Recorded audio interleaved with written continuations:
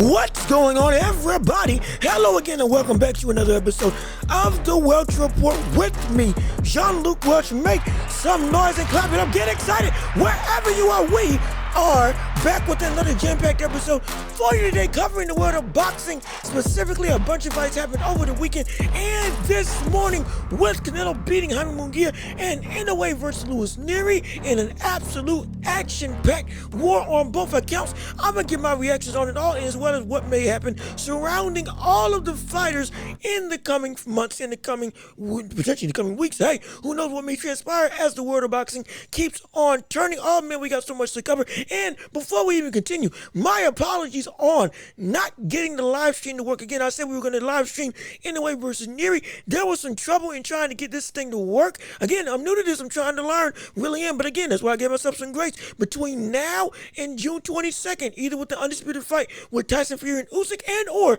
Tank versus Frank Martin, we are going to get a live commentary on this channel for everybody to come to enjoy, for everybody to come in, jump on the train, jump into the empire and love and just support the world of boxing and have some fun while we do it. Again, this isn't a strictly boxing channel, but y'all want some commentary. Y'all want me to cover a fight live. Hey, I'm gonna do it. We're gonna make it happen. We will get it figured out, and I guarantee you, once everything's established, we will have an announcement for when another attempt at a live stream will occur. But again, I've been Jean-Luc Welch. All that aside, this is the Welch Report. We still got some stuff to do. Leave a like on the video, comment your thoughts and opinions, subscribe to the channel, and share the show with everybody that you know so we can keep on building up this empire together. Again, now we're banking on 2,000. Now that we got to 1,000 subscribers, it's all thanks to you and your support. So keep on sharing the show and keep on letting everybody know what we got going on right here. But again, we got fights to cover, so without further ado, since we're talking about boxing, it is time to step into the ring. That's right. Ring the bell. Let's get it started. Round one underway for this entire show. We have to discuss. Wait, hold on. There we go. Naoya Inoue versus Nery that happened at 4 or 7 o'clock this morning. Whole card was happening up at about 4 in the morning, but it was a pain to stay up, especially trying to figure out this live streaming thing. But hey, look, it was fun and the fights were worth it. Anyway's brother retained his title, and then on the main event, my gosh, we had Inoue against Nery, who I said was competitive.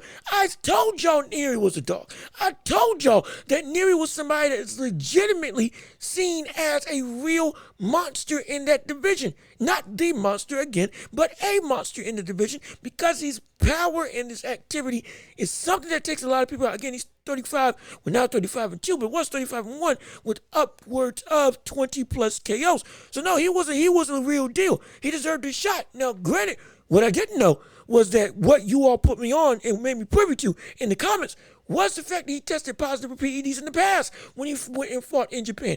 And then went and rematched the same brother and knocked him out. So he's incredibly hated over in that country due to substance abuse, coming in overweight, and knocking out one of the other fan favorites of the country of Japan. So the people hated him. Everybody was up against him, and he played into the villain role. And lifetime ban, again, I learned this from you all. Lifetime ban Nery got for failing the drug test and couldn't fight in the country. Now they lift the ban so he can fight Inoue, just so he can get his comeuppance. And essentially, we see Inoue be the savior to come in and end the, I'm not even going to say tyranny, but end the absolute debauchery, per se, I guess that's the best way to put it, of Nery in the eyes of the public. Let the hometown hero take out the villain. And that's exactly what happened. But boy, did it come with some real risk. And my word, talk about a scare. Nery knocked down Inoue in the first round, and it shook me up.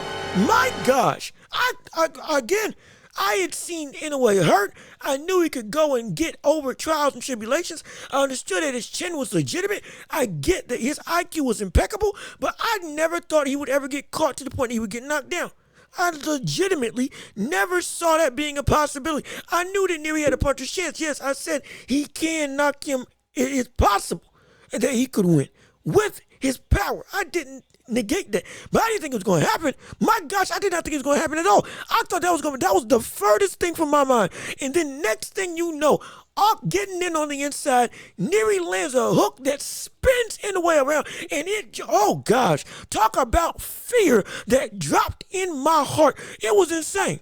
Arena went crazy. I went crazy, brother. I was still drowsy, and I tell you what, I woke up. I got up real quick when that happened. My goodness, and Inoue was shocked. Inoue was surprised, but he wasn't in danger.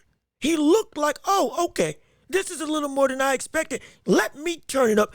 That's exactly what he did, and he went. And I told y'all there were two things that could happen. Either he was going to counter him to Kingdom Come, or he was going to jump in the fire with Nery and go for broke like he did with Tapalas. And he did both in this fight. Started out swinging big, started out swinging aggressively, trying to get to Nery early. Nery did the same thing. And then they started trading on the inside.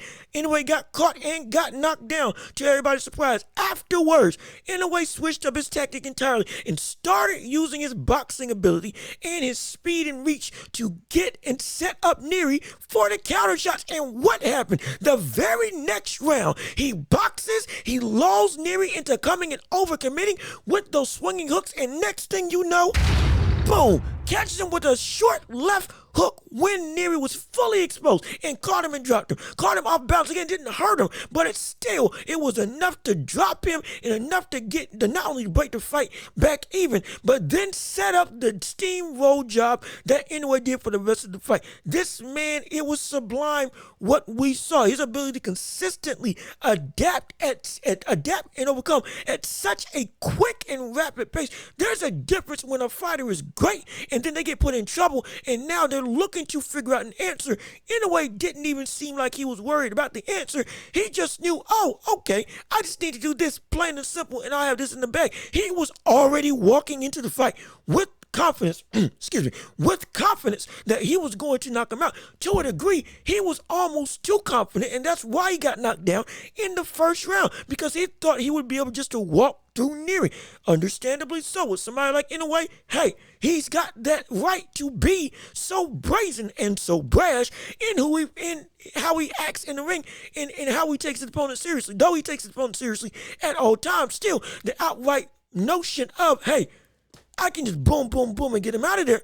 Understandable from the mindset of Inoue. But still, once he locked in, brother, we've seen it over. We have seen Inoue amp his talent up in every fight that we've seen him as he's been reigning as champion throughout his entire career. But it's normally a setup process. He gets loose, gets calm, gets active, and almost nonchalant to some degree when the fight starts out. And then as the fight builds up, that's when he gets serious. That's when he really starts pushing the pace and getting at his opponent. Understandable. In this fight, though, Nery took that away from him in terms of, oh, you can't be lax against me. And I said, okay, fine. We'll go for broke. Or rather, we'll start boxing. And we'll really show you how much of a monster I really am. And he did just that. Again, knocked him down in the second round, even tying it up, and just outright just made him look like a fool. Made him look like a fool, and then beat him every which way. To the point he was taunting Nery to come on, hit me again, tag me again. I dare you to try to do it again. And Nery couldn't do anything. Nery was outclassed. He was outboxed. And once Inoue really started to get going, he got beat at his own game. Every single time we watch Inoue, he consistently is able to fight your style and his style and do it in a way that there's no answer for whatever you decide to do. He systematically took away everything that Nery wanted. The wide swinging hooks, evaded that and got out the way after that first knock. Never got caught with it again. And when it came to timing Nery, and again, the countering and boxing aspect that I talked about that he would do in this fight, we saw Inoue then beat Nery to the punch and stifle his offense simply by knowing and anticipating when he would throw in the first place. And he had him read so easily that even shots that looked like, hey, okay, it's just a simple jab, they were knocking Nery's head back, not just because of the power of Inoue, which is real, but because he was timing him every time to when he was most vulnerable and consistently caught him. And he stopped throwing the wide hooks in terms of Inoue that were trying to get him out of there and amped his style up, or rather adapted his style to throw straights for the majority of the fight in order to beat Nery in his speed and his hooks in his own way. And make it so that if you do throw a hook, now, boom, you get caught again. Boom, boom, I can catch you with the 1-2 before you even finish your load up. It was sublime. The defense got better and it elevated more. Never got caught with big shots again. Was able to evade inside and outside. Then when he wanted to open up and go for broke, he did it when Nery was always, or rather, he did it after Nery took his turn. If you ever played a game called Tekken, for people that play video games out there, the way it works in the simple game, that is incredibly hard to implement, but the simple concept of Tekken is it goes turn for turn. Your turn, my turn. I attack, and then when my attack's over, it's your turn to attack. If you try to attack after your turn is over, that's when you can get caught and then get juggled and then get carried across the stage. Again, if you play Tekken, you understand exactly what I'm talking about. And that is exactly what Inoue did. He adapted into, okay, we're gonna go tit for tat and trade for trade, into, okay, we're gonna play Tekken. We're gonna play turn for turn. And I'm gonna make sure that I counter you the second you go and exceed your turn. And when it is my turn, when I attack, now it's gonna be in such a way that you think you have an opening, but you don't.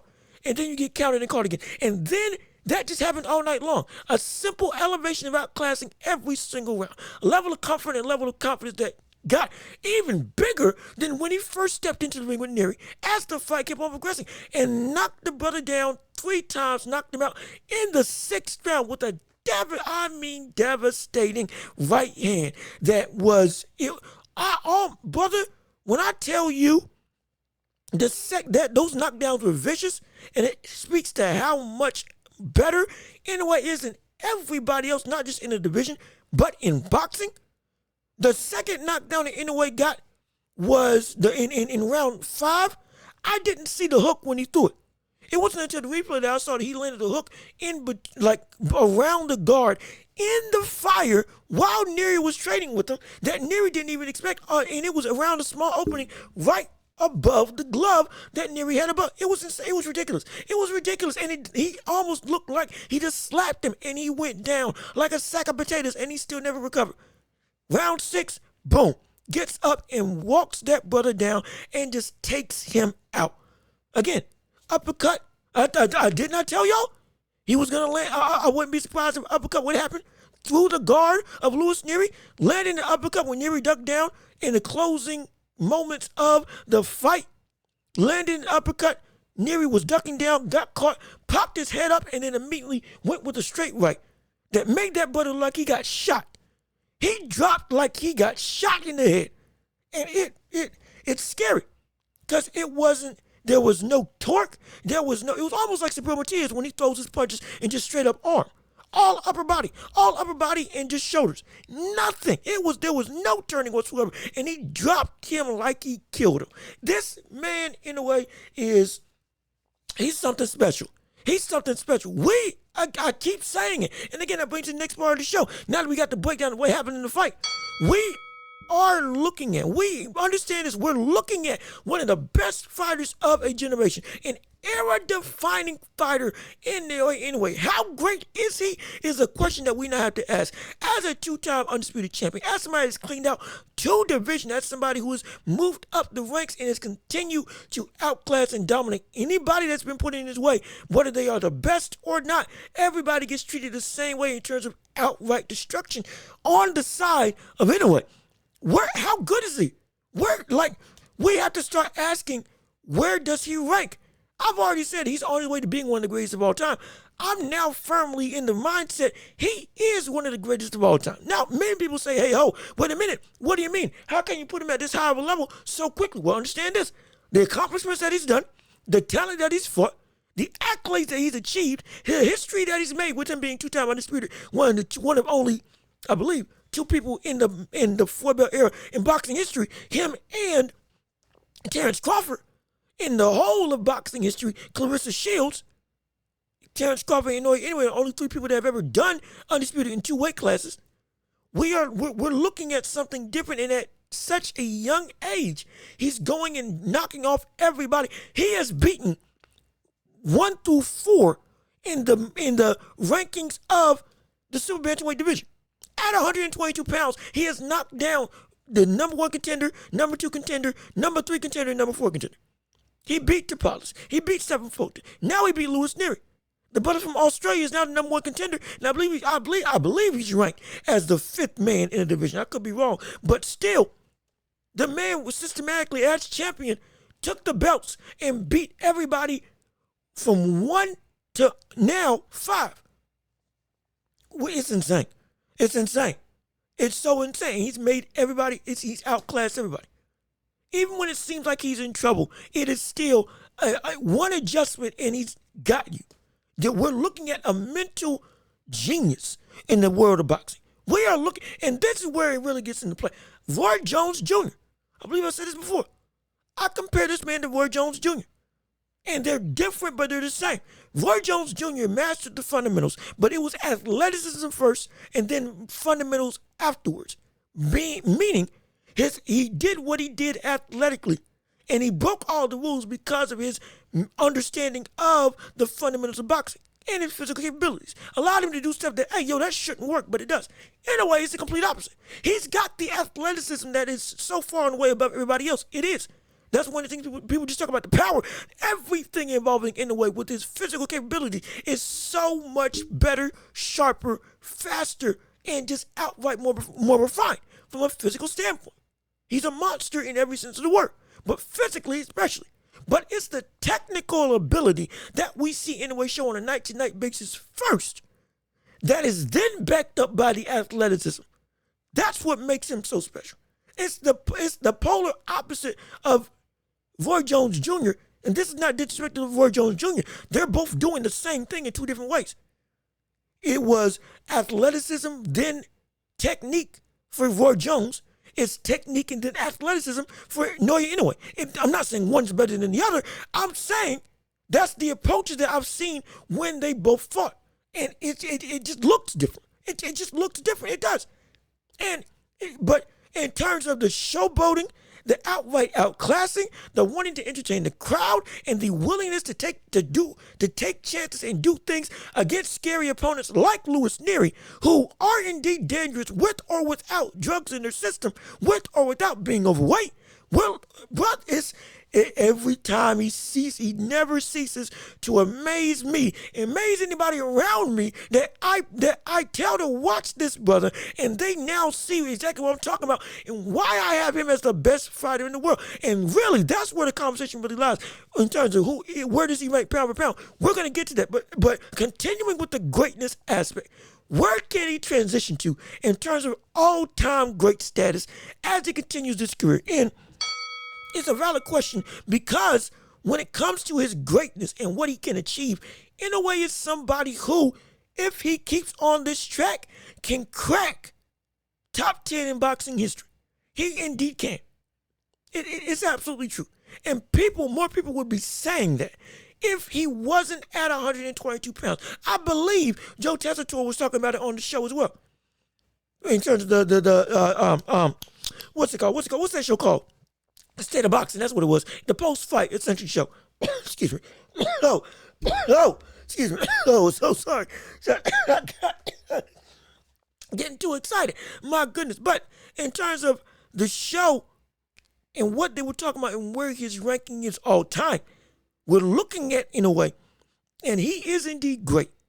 And the issue is that people still don't understand how great he really is because he's still not the global superstar. And by global, I mean here in America. He hasn't touched all 4 corners of the world as you would want somebody of his talent and status to be. Specifically here in America. I'm not trying to say that America's an end-all be-all. No, it's not. No. The man's making millions and millions and millions of dollars over in Japan. He can stay in his home country and force people to come and fight over there because they will get money. They also understand that they will not get a bigger payday unless they go over to his spot and fight him. Oh, he's that big. He's that big. Absolutely, he's that big. As big as Canelo is over in Mexico, Naoya Inoue is that big, if not bigger, over in Japan. Absolutely. There's no doubt about that. No doubt about that whatsoever. Now, since that's the case, he fights over there, Fights at 4 in the morning, and the majority of the populace of the states don't see him. But brother, let him. He's already came over here 3 times and won. Understandable. Let a marquee fight happen over here in Las Vegas. And by marquee, I'm talking about a person on the status similar to somebody like a Stephen Fulton. Let somebody, dare I say, let somebody come down, or he moves up to 126, then comes and fights over here in the States for a title. That's when he will be solidified as a global superstar. And that's when the more ravenous call to put this man in all-time great level will then be heard.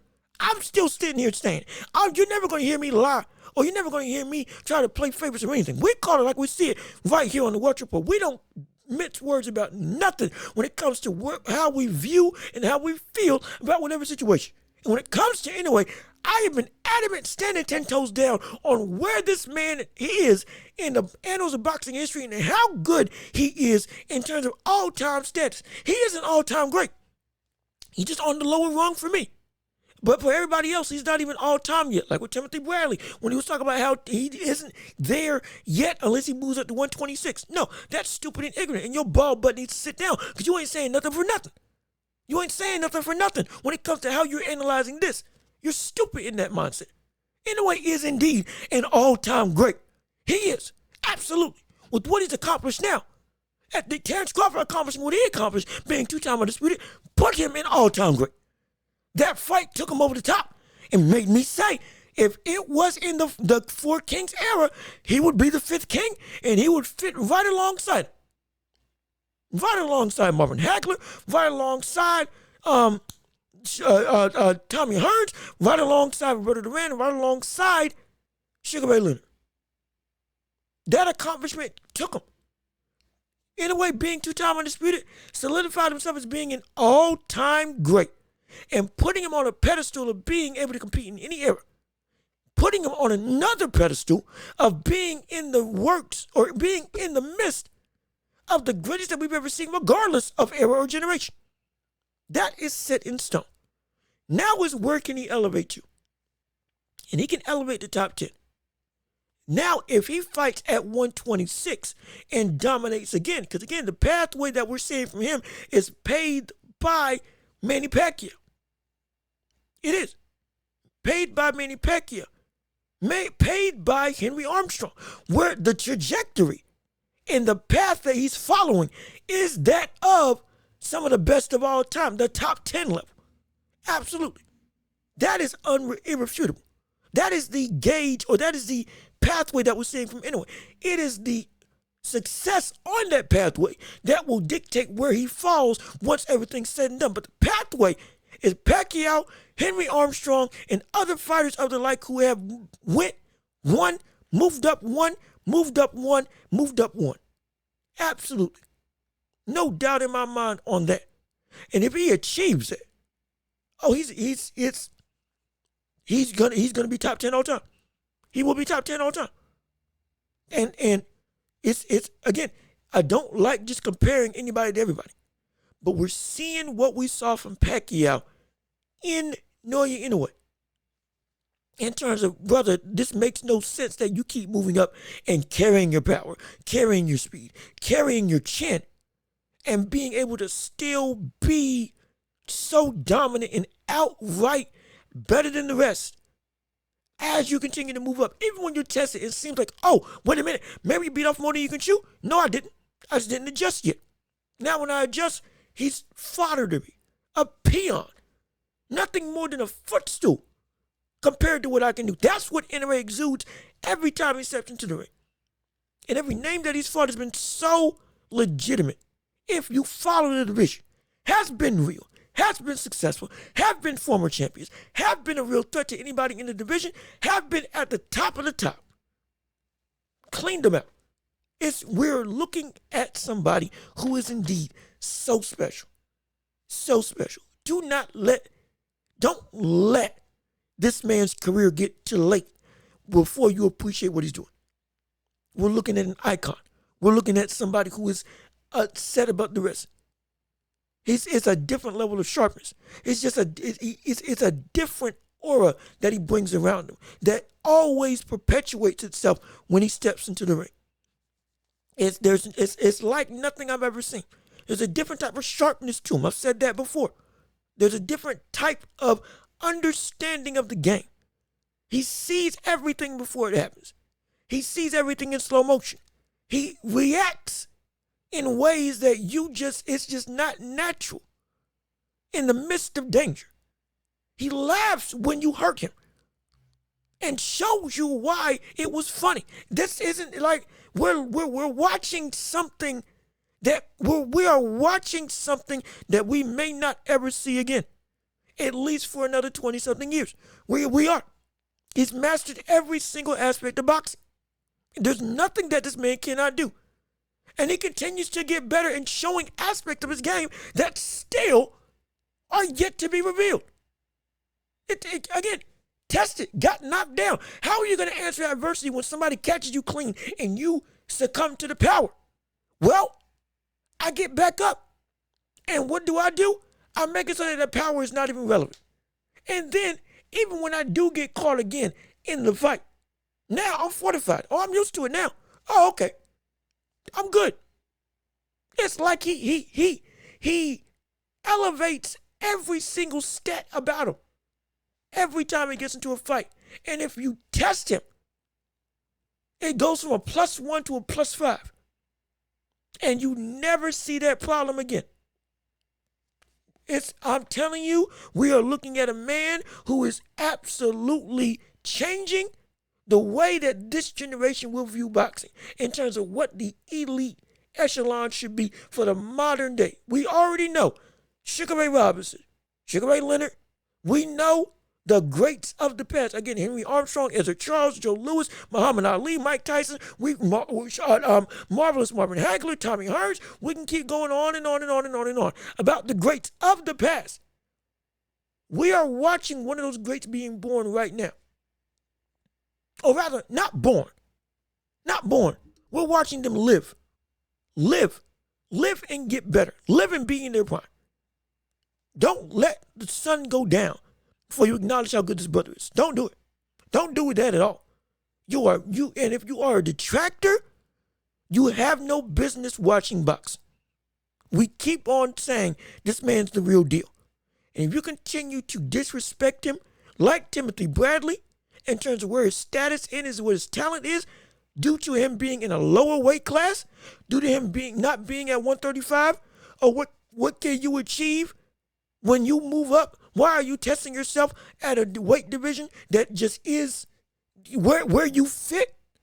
Even though people like Gervonta Tank Davis, who can move up and have fought at 140, still won't move up and fight at 140, nor will he go and fight for Undisputed at his own weight class where he says that he's comfortable with.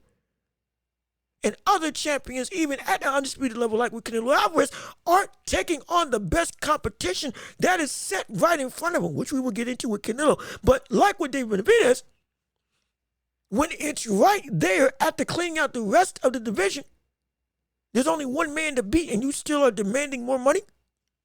You trying to outprice yourself? No, it's ridiculous. It's stupid.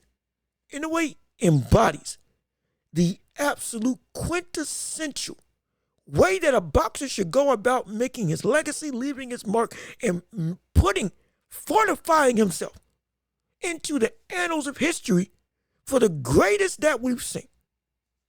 We talk about legacy. We talk about why legacy is important, because if you put legacy first, the money will come. Inoue's proving that right now while only being in Japan. He's proving that without having to step foot outside the country. Yet everybody else is talking about, oh, he ain't worth the time. He ain't worth the money. He ain't worth this, that, or the third. The risk is too high. Bump all that. You succeed and show people, oh, I beat somebody legit. They'll follow you. They'll follow you. Inoue, he's doing that in spades. The more he does it, the more and more the boxing populace here in America are starting to take notice, starting to become legitimately enlightened, revealed to how good and how special we're seeing from somebody like Naoya Inoue. It's something to behold. It's something to behold. And finally, lastly, for Inoue, this further proves my point about why Inoue is indeed the best boxer in the world. There is nobody on the level of Inoue, even with Terrence Crawford. Terrence Crawford's the only man that can compete. He's the only man that can compete with him. There's nobody else on the level of Naoya Inoue. Inoue is so, again, as close to a perfect fighter as you can get. As close to perfect as you can get. Even when you crack the slight imperfection, like we saw with Louis Nery, it's still, he cleans the slate to the point that you almost forget he got knocked down. It's ridiculous. We're Inoue is the best boxer in the world today. There is not a man alive that is better than this man. If he went and fought at any weight class, put in their respective bodies, or rather put his body in their respective weight classes, and his body was morphed to fit, he would knock out every single person. From Tank to Crawford to Tyson Fury to Usyk to AJ, doesn't matter. You put him in their respective weight classes, morph him into, if you put him against Crawford, put him against Tank, put him against Joshua, put him against Wilder, put him against anybody, Zhang, put him against Fury, put him against Usyk, it doesn't matter who. Put him against Frank Martin, put him against Stephen Fulton. Again, put him against Shakur Stevenson, put him against Lomachenko, Ryan Garcia, Devin Haney, doesn't matter. Everybody is not on the level of somebody like Naoya Inoue. And if he was morphed to their weight class and his body was proportionate, so I've said this before, he would knock out every single person. Knock them all out. Crawford is the only man that could legitimately give this brother a real test of strength. Him and Tank, only because of Tank's power. Yeah, I said it, only because of Tank's power would Tank give him a run for his money. If Tank fought Inoue and his power didn't compute, let alone like we've seen him get caught by opponents in the past, how it takes time for him to get privy to what they can do. And normally when Tank fights against somebody and he gets going, they can't adapt. It's not the case with Inoue. Either you'll adapt to him and it'll fail, or you get success like we saw against Nery and he adapts to you. Now, what's your next move? And if you don't have one, he will never make the same mistake twice. And he showed he got the heart to get up. If morphed into the body or morphed into the weight class, I think he beats everybody. Pound for pound, the strongest. Pound for pound, the most surgical. Pound for pound, one of the best defensive fighters in the world. The best offensive fighter in the world, in my estimation. On top of smarter than everybody. It's as athletic as anybody in the world today when it comes to the boxing game. There's nothing that he lacks. Nothing. There's nothing. He just continues to impress more and more and more. And we're looking at somebody who's going to be one of the greatest of all time. When everything's said and done. He already is one of the greatest of all time. We're looking at somebody that could potentially crack that oh so hard barrier of out of the whole of boxing history. There are 10 people that stand above the rest. And there are 5 that can be seen as the GOAT. And right now, we're looking at Inoue as quickly as he's gone about dominating. What he's shown in the ring individually, with his innate talent, how he keeps on evolving. This could be a man that gets into that top 10. And if it does happen, cracks that top 5 as the greatest we've ever seen. That we've ever seen. Ever seen. That everybody compares their ability to him. Your track record to be great has to follow what Inoue did. That's what, the brother's 27 and has already accomplished so much. He's still got at least 5 more years of dominant prime boxing. He's active.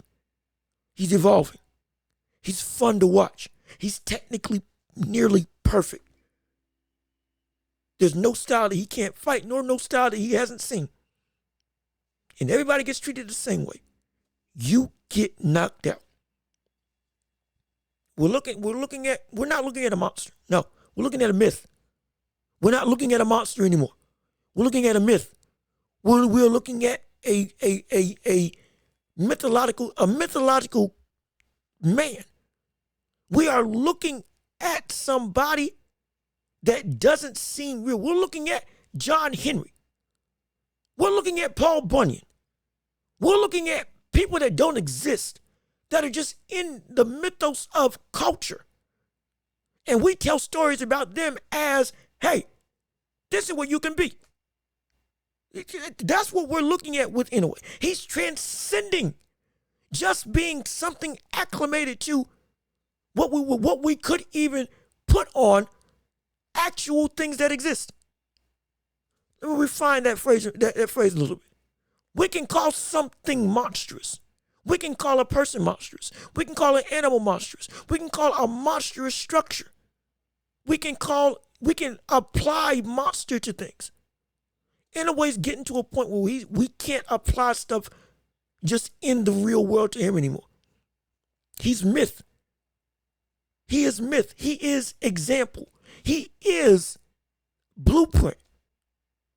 He is an idea. That's what he's getting to. He is an idea now. You think of the perfect boxer. He is what comes up.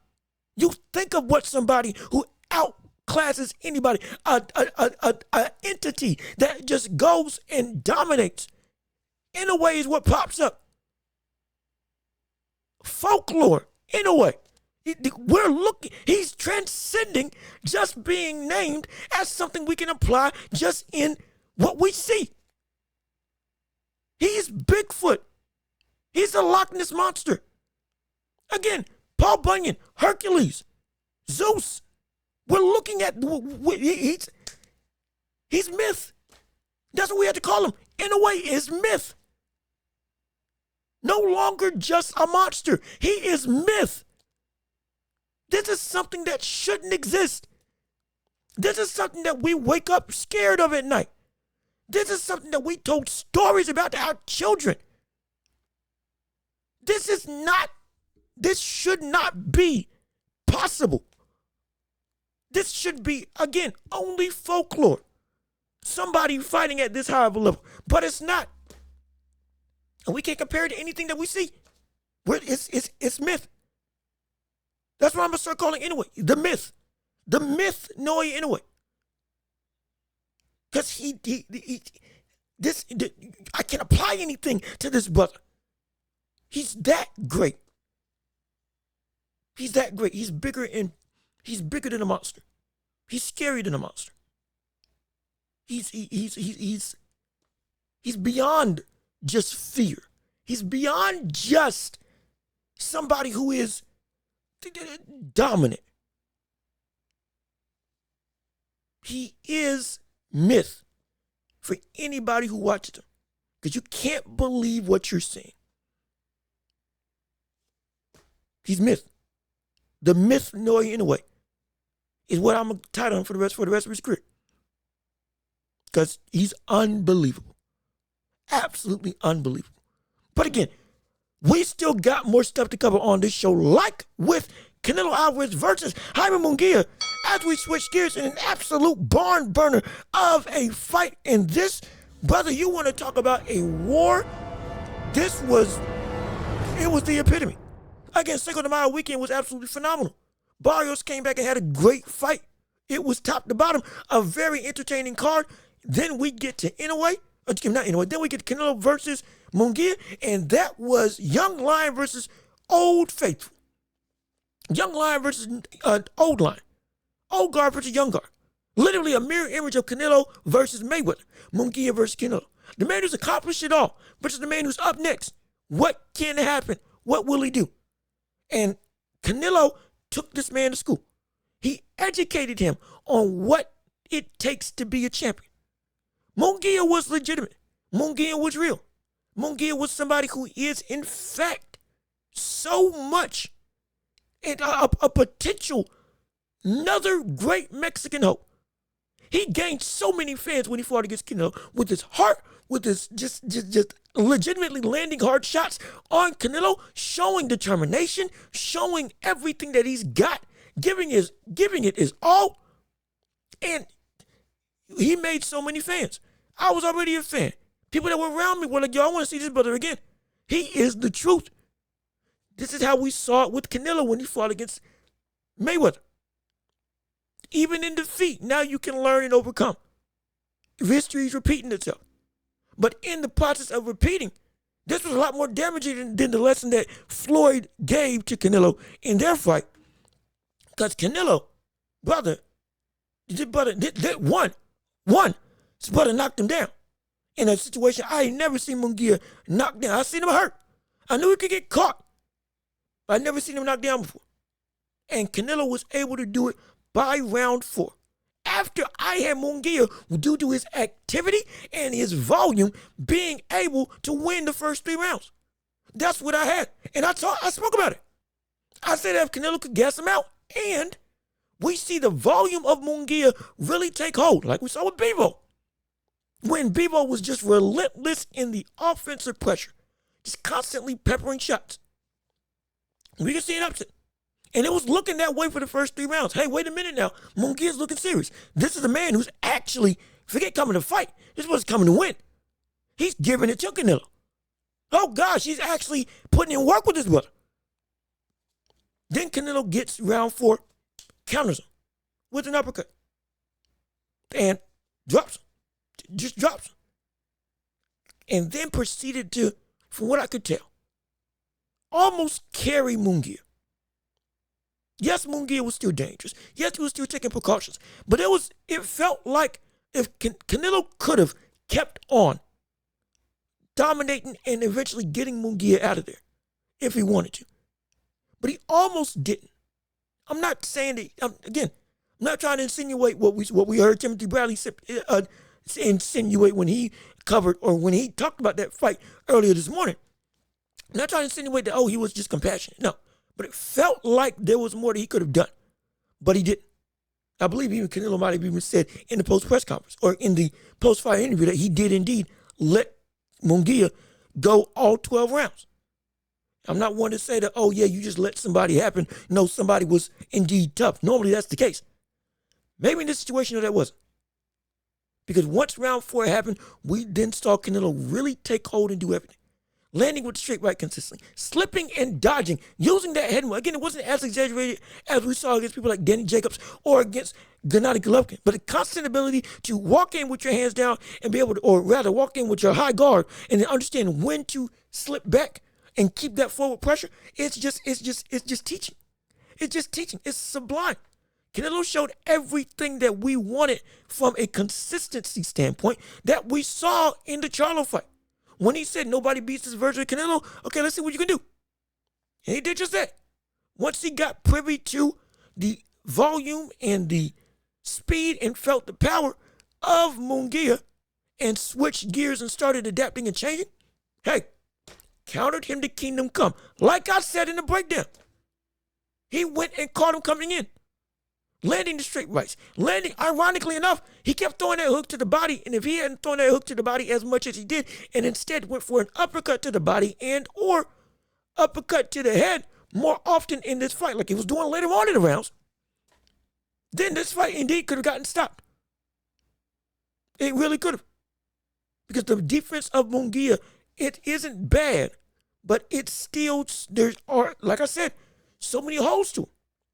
There's so many holes to the game of Munguia, though it is dangerous and indeed worth watching and worth respecting. We're seeing Canelo being able just to systematically break down what Munguia is going to do. And then indeed, when the openings came up, made him pay. Every single time. Hard hook to the body that had Munguia hurt, and he could have gone in for the kill, but he didn't. Straight right to the head that was consistently catching Munguia, especially when Canelo would trade with him. could have gotten him out of there. In fact, forget trading, straight up slipping and countering off of Munguia's overextending could have gotten him out of there if he had done it at a more detrimental rate. But it seemed like he was more so carrying Munguia to learn a lesson, to teach him what it takes to be in this situation. And Munguia showed heart. Munguia showed so much heart. He showed so much willingness to get in there and forget how good you are. I'm here to win. But Canelo just outclassed and outmatched him. Went and did what Canelo does. Outboxed, walked you down, stalked you, was evasive while standing right in front of you. Again, that high guard was nigh impenetrable, especially after round 4.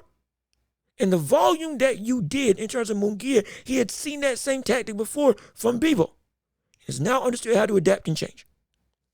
And the gas tank of Canelo was something that, while I said could have been a real deciding factor, as it could give Munguia an advantage if Munguia kept that relentless pressure on, ended up being Munguia that got hurt and got tired more. And it ended up showing that the gas tank of Canelo at 168 pounds is fine and dandy.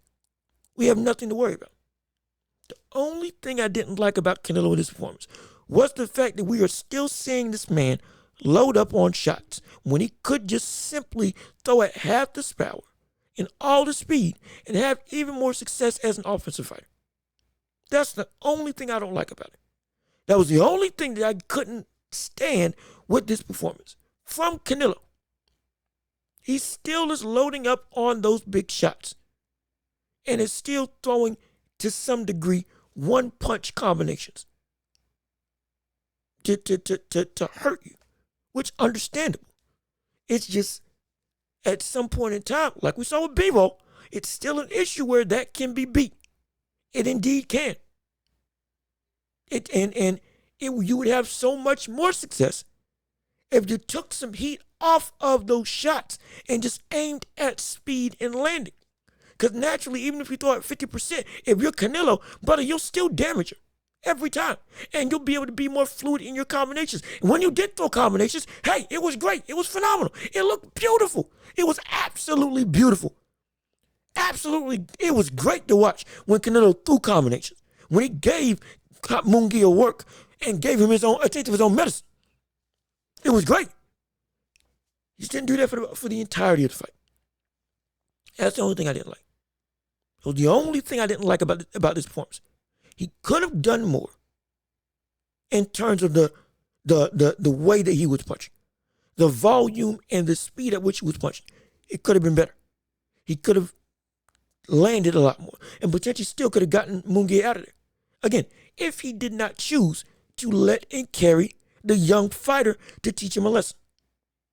But all in all, outside of that, hey, it was an A performance. Absolutely. A performance against a game fighter. We love to see it. This was a fight that was great to make. Only problem was it wasn't Dave Benavidez. It just wasn't. And that's where the second portion of this segment comes into play. We're talking about Canelo consistently. The biggest thing about his legacy that I cannot stand is the semblance or the reasoning for why he can do what he does. Canelo consistently says, I'm undisputed. I'm the face of boxing. I earned the right to do what you want or to do what I want. That's the words. I earned the right to do what I want. And he indeed did. Absolutely he did. But this is the same thing we got on Floyd with, and we ain't going to let Canelo get away with it. Constantly, we keep seeing that Canelo has done the work, but now there's one job that still needs to be done and he's neglecting it. And that's David Benavidez. After this fight, again asked who he would fight next. Still saying I can do whatever I want. When we know David Benavidez is the only man that we want to see you fight. And his reasoning for why we're all mad at him is because of the fact that, you all, what was it that he said? He said, essentially, paraphrasing, y'all are upset because you just want to hate all the time. But I'm Canelo. I've fought everybody. And I deserve to do what I want to do. And there is some truth to that statement. He has fought everybody. He fought Billy Joe Saunders. He fought Caleb Plant. He's fought and gone undisputed. He's gone through and worked every big name. He fought Cotto. He fought James Kirkland. He fought Amir Khan. We know he's done it. We're not going to detract here and see. He moved up to fight Bebo. He went and challenged himself. We loved it. He fought Callum Smith. He fought Sergio Kovalev. He's went and gone and done great work. I never detracted anything from any of that because all of that is valid. And all of that is what has put him to this level of being one of the greatest, not just boxers, one of the greatest Hispanic and Mexican boxers that we've seen in the history of the sport. That why he's in the conversations with Julio Cesar Chavez, with Salvador Sanchez, with Oscar De La Hoya, with Carlos Monzon. It's not a question as to why this is indeed about this. It's not. Like Juan Manuel Marquez. All these other greats, there's a reason why we talk about them like we do. Like Roberto Duran. He's in that conversation of the midst of one of the greatest Mexican boxers in history. And just greatest in history, period. Due to his accomplishments. That's undeniable. It's the fact that now you have a blatant red flag in front of you. Handle it. And you still aren't. We're not mad because, we just want to hate. We're mad because the very thing that you went and did that made you great, now you're running away from. Now, you deserve the money. You deserve the fame. You deserve the acclaim. You deserve to be able to call the shots. But that still doesn't mean that you don't have a responsibility to still carry yourself as a champion. I'm not just talking about inside the ring. I'm talking about with the trajectory of how you fight. You got an obligation to uphold that status that you've built for yourself and go take on the best of the best. Just because you are at the top of the mountain don't mean that you don't still got work to do. Again, Inoue is taking on 1 through 5 in the division and has beaten 4 of the 5 top-ranked contenders at his division. Knocked them down one after the other. Every single mandatory went and gone, went and knocked out without any questions whatsoever. In fact, Australian brother that I believe is ranked stepped into the ring. Hey, I'm your mandatory. Give me a shot. Immediately shook his hand. Shook his hand and walked off. No playing around. No, I'm calling the shots. No, you're not worth my time. No, I need $200 million. Okay, let's go. And the money will come. That's what Canelo needs to understand. Our detraction isn't because we hate you. Our detraction is because we love you. We love what you're doing. We love how great you are. We love what you have done up until this point. All of a sudden, you are deviating from what we loved about you. You challenged everybody. Great. Go get another challenge. It's right there in front of you. This isn't like, okay, you ain't got nobody else to go. Now you're on. This is not like the conversation that we're having with Naoya Inoue, when Inoue has cleaned out literally the entire division.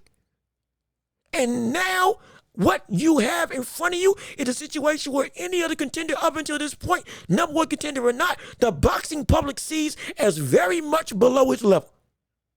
Not him cherry picking opponents. The mandatory opponents that he has to fight are now seen as so far below his level that now he's got to move up to get another challenge to test how great he is. We're calling for him to move up and fight somebody in a higher weight class because you have done everything you can at this division. And there's nothing more to prove. You've accomplished the goal. You can sit and ring. Great. I love a man that can ring. I love a man that can sit and dominate and rule the division. No problem there. No problem whatsoever. But the issue is with Canelo, you had that same mentality and then you ran away from it. Now you got David Benavidez right in your line of sight, who would move back down to 168 after moving up to 175. The worst thing I could see a boxer do to take you on, has been calling you out for years, has beaten every other opponent that either you haven't faced or that you have faced, and knocked them out, beat them and outclassed them. And yet still, you are not giving him the opportunity. You are not going into negotiations. You are not returning the calls to make that fight happen. The only thing that you're doing is demanding for Turkish Al Sheikh to give you that $200 million contract. That's the only reason why you're demanding that much money. It's the only reason. If the money is right, the money would have been right. You would still make a minimum $100 million if you made that fight today. And then you're saying, oh, I could fight both of them right now. Okay, great. I don't care, because you're not. Now, your words are falling on deaf ears. You are no longer being seen and being respected in the same manner, not because you don't deserve respect. No, you do. But it's skewed now because of what you are doing in your career to strip away respect. Now, for those of you who didn't know, we got Canelo fighting Edgar Berlanga.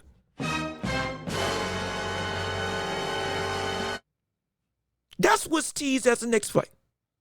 And again, the words of JR. Hey, look at this. We got some problems here. We got some problems here. You mean to tell me that you, after everything that we've seen, after all the rah-rah, still you choose to fight somebody who doesn't even deserve a shot at a title, let alone undisputed? That's like, in fact, no. Here, you want some applause? If you're Canelo, if you want applause, here's your applause. There you go. Good on you. You're fighting somebody that is nowhere close to your level. You're fighting somebody that has been proven to be a fraud for the past 3 fights that he's been in. You're fighting somebody who was a knockout savant only because he fought lesser competition. When he stepped his game up, still he was getting outclassed. Even in his wins, it didn't feel like wins. You're fighting somebody who was telegraphed. You're fighting somebody who's slow. You're fighting somebody who's not smart. You're fighting somebody who's overzealous. You're fighting somebody who only relies on his physical gifts, has no semblance of quality IQ that can give you a run for your money in any way, shape, or form. You're fighting against somebody who, just to be perfectly honest, that brother can get hurt. And he's going to get knocked out in dominant fashion. I'll call it right now. Edgar Berlanga versus Canelo, it ends in 5. There's no carrying that's going to happen this time. There's no heart that's going to be shown from Berlanga. It's going to be a knockout in 5 or less. It's going to be so boring because he doesn't belong. You're now going to fight somebody that does not belong, allegedly, in terms of that's going to be the next fight. That's what's being talked about. It's ridiculous and it's slimy. And it's so outright outside of everything that you have talked about yourself being as a boxer. Everything. It's a disgrace to the very legacy that you have created. Fighting this man, who's not required, mind you, who should be replaced with David Benavidez as the main man that you fight. But no, you still choose not to. This is the hypocrisy that we keep seeing for Canelo and why we hate what he's doing. Why we can't stand what this man is choosing to do. It's ridiculous that we have to sit here and constantly look and say, take on the challenge. Go fight the best. Go take on the best dude that's in front of you. Because that's the only man that we want to see. I will continue to say this up until it happens. Canelo Alvarez's career, if he wants to be seen as the greatest Hispanic Mexican boxer in history, if he wants to be seen as the greatest Mexican boxer that we have ever seen, overtake Julio Cesar Chavez, overtake Salvador Sanchez, he needs to fight Benavidez. And him not fighting Benavidez will be the biggest detraction of his career. Be the biggest detraction of his entire career. There will be nothing more substantial than we see Canelo never fight David Benavidez, and it hurt him. It will hurt him to his core. We will forever then say, hey, Benavidez would have beat him. And with how Benavidez is going right now, if he goes and becomes undisputed at light heavyweight and beats Bivol and or Beterbiev, which now is looking like it might be Bivol that wins that fight because Beterbiev towards meniscus or ACL and they essentially had to reschedule the fight. And at 40 years old, if anything goes wrong with your body, oh boy, let alone where you get most of your power from, which is your knees. Whew. Unless he's got some superhuman ability to recover and fight just like he used to, it's going to be interesting to see what Benavidez is going to be able to do and I was going to be able to fight post-injury. But whoever wins that fight, if we see Benavidez, beat either one of them and become the undisputed light heavyweight champion, something that Canelo couldn't do at all, hey, now Benavidez is calling the shots. Because he's doing the risk. He's paving the way. He's doing what you used to do. And now we're sitting here and saying you aren't doing what you need to do, and somebody else is achieving what needs to be achieved. Oh, yeah. Oh, yeah. No longer. You're the face of boxing, absolutely. But now I did something that you couldn't do. I'd be the man that you couldn't be. I thrived where you struggled. You got to come up to me. Oh, yeah, no, you want this fight. I'm better than you. That's what Benavidez could say. I'm better than you because look at what I just did against Bivol. Let alone if Bivol wins. Against Bivol, I knocked Bivol out.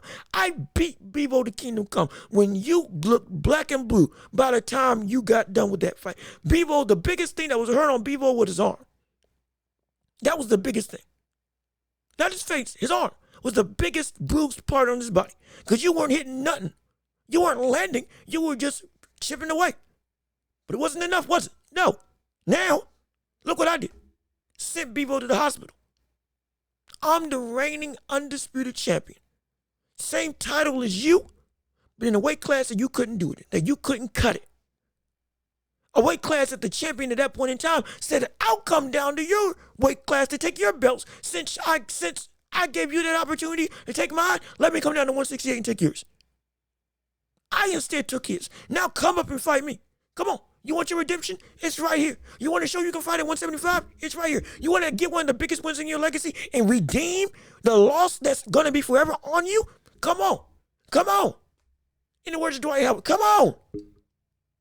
That's what he can say if you're David Benavidez. And we're going to say, hey, Canelo, what's going to be your move? We're going to be looking at him we're going to be looking down the barrel of Canelo and saying, hey, yo, you going to pull the trigger? He not only called you out, but he knocked off the brother that knocked you off. He did. He knocked off the brother that made you look weak. He knocked off the brother that outclassed you. He knocked off the brother that made you look like what you make other opponents look like on a nightly basis. What you gonna do? You gonna step? Huh? How you gonna respond? Like with Kendrick and Drake, how you gonna respond? What you gonna do? Where's your diss back at him?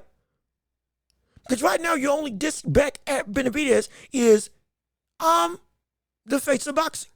We don't care. We don't care. We care about what the face does, not what the face is. And your face right now is looking mighty ugly to us. Because you and your $200 million claim that you were only fighting for that, if the money's right, you did this with Floyd, and we hated it about Floyd. Don't let somebody, especially who embodies the Mexican spirit of boxing, go and follow that same path instead of doing what you're supposed to do, especially if you're from that cut, from that cloth, as a Hispanic warrior. You fight anybody that steps in front of you. Viva Mexico. Live Mexico. I believe that's what it means. Live Mexico. That's what you do. Come on now. Live up to that moniker. Let Mexico live. Let it thrive. Let it blow up in phenomenal fashion by giving it the biggest fight of its cultural history. Canelo versus Benavidez for the undisputed title in a match between two of the darlings of your home country, darlings of your people, that will set you up for light years. How we view you in the history of boxing if you go and take it. But if you don't,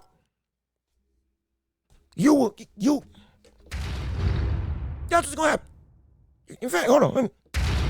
That's what's going to happen. You're going to drop. We'll never forget it. And we will always see it as you didn't take the challenge. You willingly walked away. You willingly waited out this whole fight. You willingly didn't take this when it is already at a fever pitch. We have been calling this for 5+ years, same amount of time as with Crawford and Spence. And yet still you fail to do this. It's a pity and a shame. You're hurting your own legacy. You're killing your own cachet. You are disgracing the very nature of your status that you built. And people are noticing.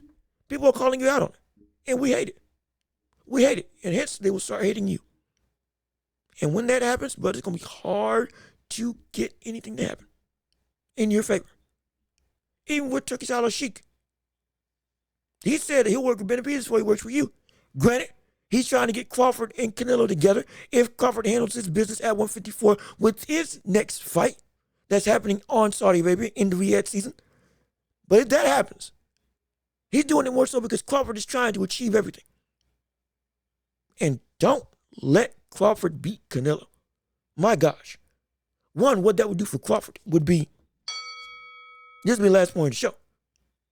With that fight with Crawford and Canelo potentially being in the works, don't let Crawford beat Canelo. Because if Crawford beats Canelo, not only what that will do for him, my gosh, my goodness. You go undisputed at 147, winning championship in multiple weight classes at 140 as well. Then you move up and fight Canelo at 168 after winning a title at 154, and you become the undisputed champion, beating, again, Canelo Alvarez. When the very man that came up that was also smaller against him, like with Charlo, couldn't do a thing about him. My gosh. My word. My goodness. He does that. He does that. He's the best in the world. I will put him above Inoue if he does it. I will have no problem with it. Again, we don't play favorites. I see what I see. And I'll tell you right now, if you accomplish stuff that puts you at pound for pound, you get pound for pound. When Crawford beat Spence, he was pound for pound. Then he took a whole long layoff and then Inoue went undisputed, kept on fighting, beat Nery, and retained undisputed against, again, two very gang-dominant opponents. Best in the world at that weight class in 714, and then afterwards against a incredibly dangerous fighter in Louis Nery, pound for pound, best in the world. Absolutely. He earned that title. Good gosh, if we see Crawford beat Canelo in that fight, if it does indeed happen, he's the best in the world. He's the best in the world. Now where I put him in the Four Kings, if he dominated, brother, that's a completely different conversation. Oh my gosh. Oh my goodness. I'm going to have to reevaluate some stuff. If he does that, all-time great, brother, that is, whoo. It's getting scared. It's mad in the dunya. To quote Mish. And my roommates from college. It's mad in the dunya if that happens. My gosh.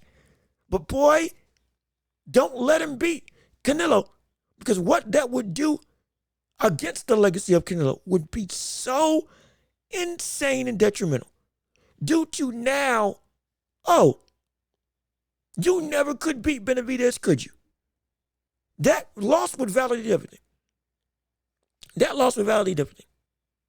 If he keeps on winning, beats Berlanga, then that fight with Canelo, with Crawford gets made, like Turkish Al-Sheikh is trying to do, and he loses, it will be consistent that Canelo didn't want to face Benavidez in the first place because he knew he would lose.